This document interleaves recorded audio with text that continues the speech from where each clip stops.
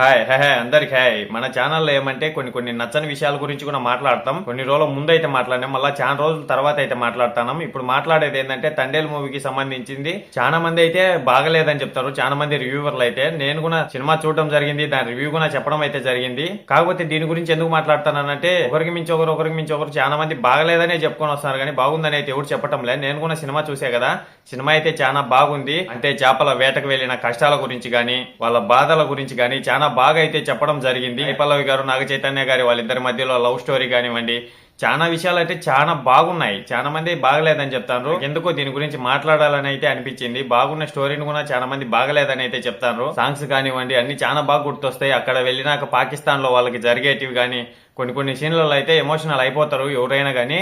అలాంటి సినిమాని చాలా మంది బాగలేదని అయితే చెప్తారు. సినిమా అయితే చాలా బాగుంది, ఎవరు మాట నమ్మొద్దు. ఎవరన్నా చూడని వాళ్ళు ఉంటే వెళ్ళి చూసేయండి. ఇంతటి వీడియో అయితే అయిపోయింది. బాయ్, అందరికీ ఉంటా.